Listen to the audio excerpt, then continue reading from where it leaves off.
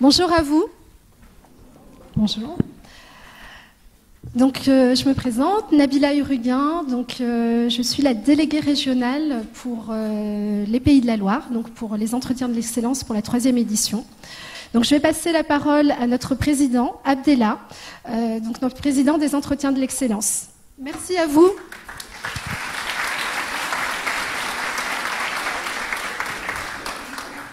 Merci Nabila. Bonjour. J'ai l'impression de voyager dans le temps.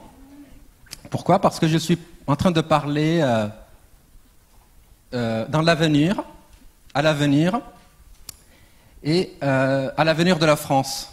L'avenir de la France, c'est vous, les jeunes. Je parle aux jeunes, hein? Les adultes. La France est une chance pour vous, les jeunes. Saisissez cette chance et les entretiens de l'excellence sont là pour vous aider à la saisir.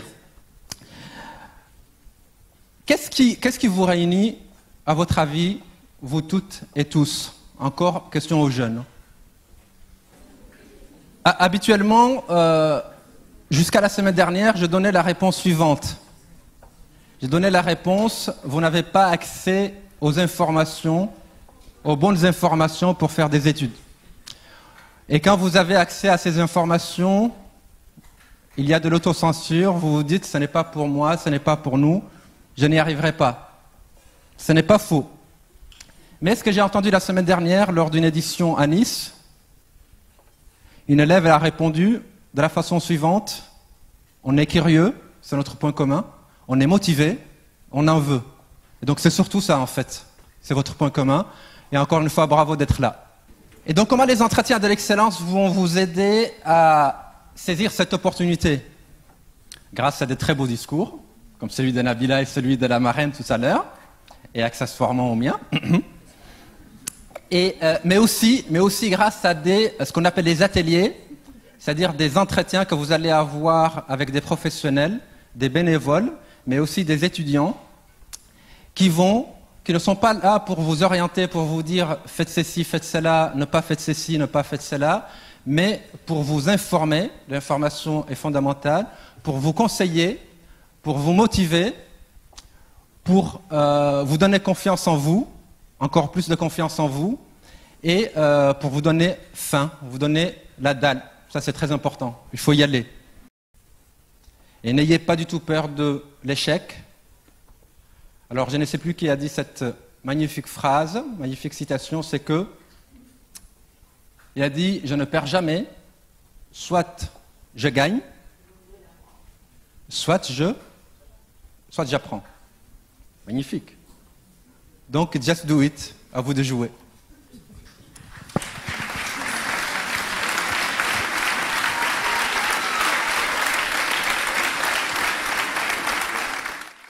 Et des exemples pour construire votre avenir, pour des personnes qui sont inspirantes, qui aujourd'hui est une femme, qui est une maman de 2 enfants, qui est déjà à sa création de 2 startups. Najat Fellash, notre marraine, qui je remercie encore d'avoir accepté d'être parmi nous, et à vous transmettre quelle est la posture à adopter pour réussir son orientation et avoir le métier qui nous passionne. Najat Fellash.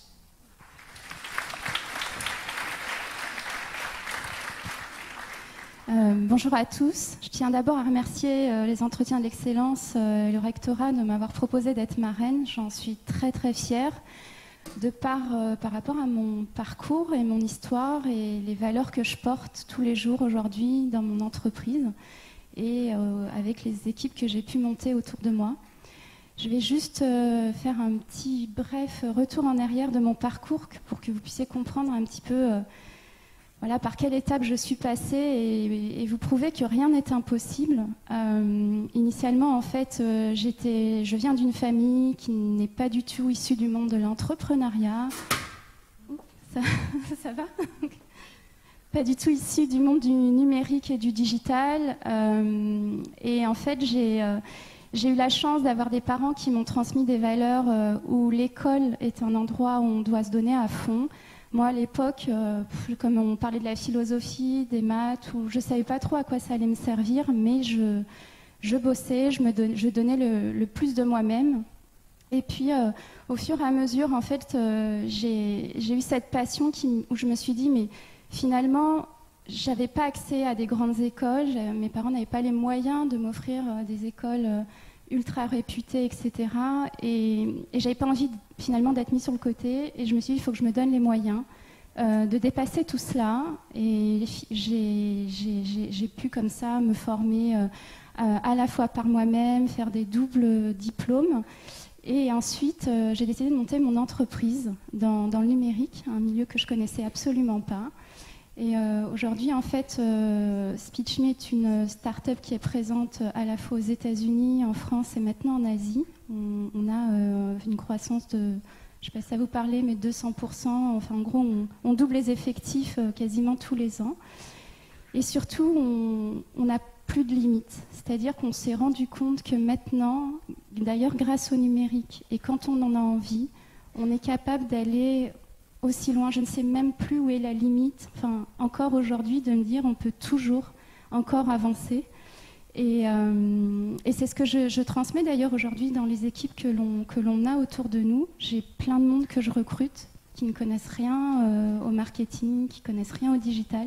Et parce qu'ils ont l'attitude, parce qu'ils ont ces valeurs de la rigueur et d'aller au bout de soi-même, eh bien, ils prennent les postes très facilement et ils apprennent sur le tas parce qu'à la base, ils ont cette envie et cette passion. Donc voilà, je voulais vous transmettre cela. Moi, une petite astuce que j'ai toujours fait depuis que je suis jeune, prenez une page blanche, écrivez le CV de vos rêves. Qu'est-ce que vous souhaiteriez que ce soit votre parcours professionnel? Et une fois que vous avez atteint vos objectifs, reprenez cette page blanche et recommencez, et ainsi de suite, tant que vous avez envie de dépasser et de créer votre avenir. Voilà, je voulais vous transmettre cela. Merci à vous.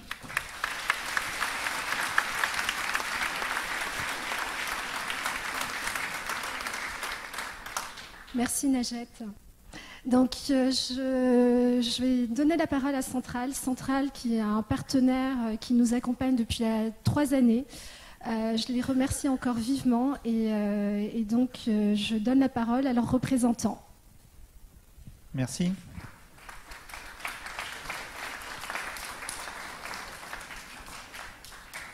Donc, mesdames, messieurs, au nom de notre directeur Arnaud Poitou, je suis très heureux que l'École centrale de Nantes accueille aujourd'hui une nouvelle fois ces entretiens de l'excellence. Alors, je ne pourrais pas vous accueillir ici sans vous dire quelques mots au sujet de notre établissement, quasi centenaire. Donc, nous sommes une école publique sous tutelle du ministère de l'Enseignement supérieur et de la Recherche, avec 3 missions principales, dont 2 ne sont pas très originales, l'enseignement supérieur et la recherche. Et la 3e consiste à contribuer au développement économique de notre pays, mais aussi de notre territoire. In fine, l'École centrale de Nantes, c'est ce qu'on appelle une grande école, ce qui est évidemment associé à la notion d'excellence, mais aussi le plus souvent associé à un certain élitisme. Alors c'est vrai, nous sélectionnons nos étudiants, très fortement même, on peut dire. On croit aux vertus de cette sélection. Pourquoi? Parce qu'elle permet d'assurer que nos étudiants, engagés dans nos parcours de formation, ont toutes les chances de réussir. L'immense majorité des étudiants qui intègrent l'école ressortent avec le diplôme de l'École centrale de Nantes. Ça permet aussi une grande qualité des diplômes qui est en adéquation avec les besoins des entreprises. Je crois que c'est important de dire que tous nos diplômés trouvent facilement du travail et du travail pendant l'ensemble de leur carrière professionnelle, pas juste pendant les 10 premières minutes, si j'ose dire. Voilà.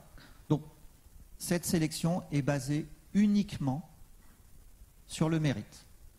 Nos étudiants sont issus de tous les pays, de tous les milieux socio-professionnels. Pour citer un chiffre simplement, nous avons aujourd'hui à peu près 30% de boursiers dans l'établissement.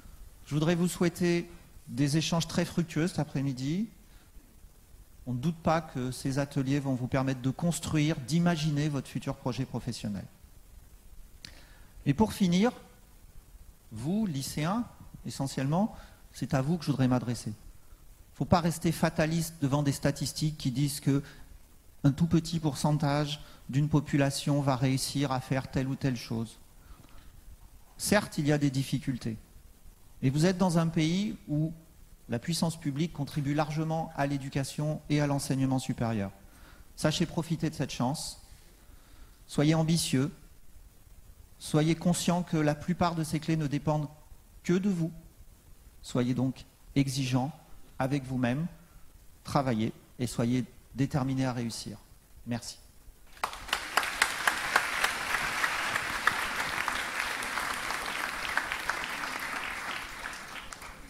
Merci, Monsieur Moreau. Donc, le déterminisme. Le déterminisme, c'est quoi?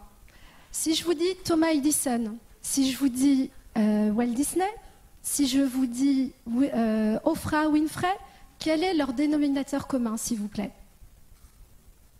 Ou si je vous dis Michael Jordan? Alors, le dénominateur commun. Michael Jordan s'est fait virer de son club de basket quand c'est la carrière qu'il a fait. Il a su rebondir. Oprah Winfrey, elle s'est fait congédier de son premier travail avec à l'appui, vous n'êtes pas capable de travailler dans l'audiovisuel. On sait la carrière qu'elle a fait. C'est une des femmes les plus puissantes des États-Unis. Elle pèse juste quelques milliards de dollars. Mais vous n'êtes pas fait pour l'audiovisuel.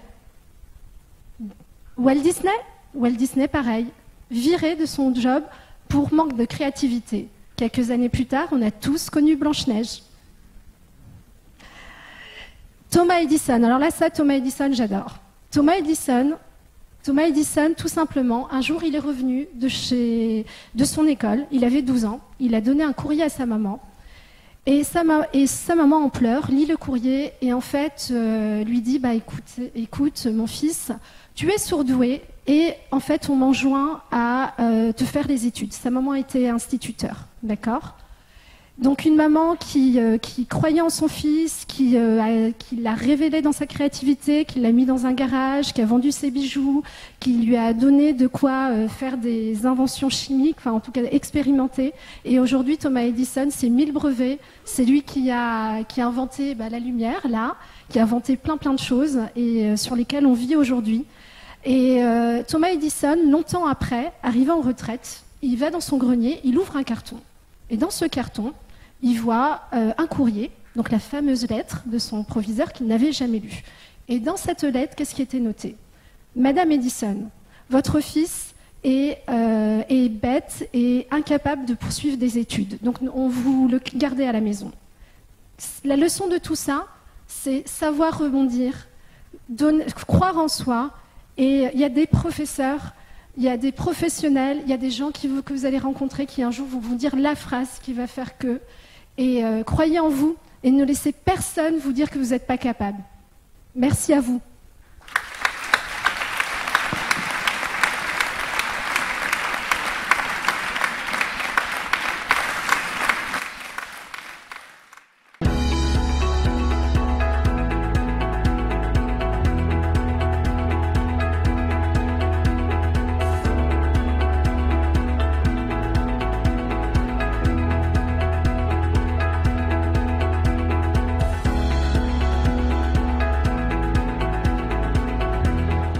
Centrale Nantes, c'est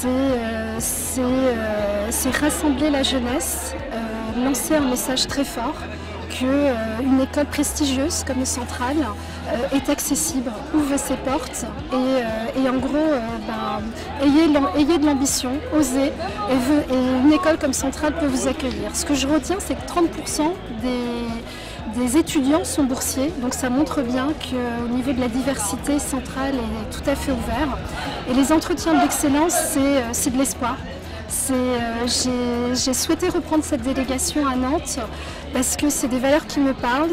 Demain, c'est des jeunes qu'on va aider, à qui on va transmettre des messages, donner envie de croire, d'aller jusqu'au bout de leurs rêves et surtout, ayez de l'audace et allez à fond et croyez en vos rêves et ne vous en censurez pas.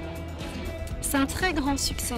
Et surtout aussi, la petite victoire que j'ai, c'est qu'avec le rectorat, je voulais absolument qu'on intervienne dans des établissements dits sensibles, parce qu'on a identifié qu'à Nantes, on n'avait pas beaucoup de personnes qui venaient vraiment de Nantes. Et donc on a fait des visites à Rosa Park, à Corcouët, et on a des jeunes qui sont venus. Donc un amphi plein comme ça, qui viennent de tous les pays de la Loire. Ce matin, il y a des cars qui sont partis très tôt, de Mayenne, de Angers, de Laval, donc tous les pays de la Loire sont représentés, et de voir des directeurs d'établissements qui sont venus sur leur temps libre, des profs également, ça montre bien qu'il y a une volonté de faire avancer cette jeunesse et qu'elle croit dans les institutions. La start-up que l'on a lancée s'appelle SpeechMe. On est éditeur en fait d'une solution web qui est une plateforme web qui permet en fait aux entreprises de créer des tutoriels professionnels. Donc on est dans la transmission des savoir-faire et c'est une entreprise effectivement qu'on a lancée il y a 3 ans maintenant et qui représente à peu près une quarantaine de salariés répartis sur 3 continents. C'est un rêve d'enfant de pouvoir monter mon entreprise, de pouvoir aussi offrir de l'emploi et puis de concrétiser une passion. C'est-à-dire que j'étais passionnée par la transmission des savoirs. L'école a toujours été pour moi un endroit où j'ai pu découvrir la vie et me rendre compte que c'est aussi là, en apprenant, qu'on peut aller très très loin dans la vie. J'ai voulu en faire mon métier et au-delà de ça, autour du web et du digital, c'est quand même super passionnant. Donc ça nous permet vraiment de vivre de cette passion aujourd'hui et de pouvoir quasiment s'en amuser tous les jours.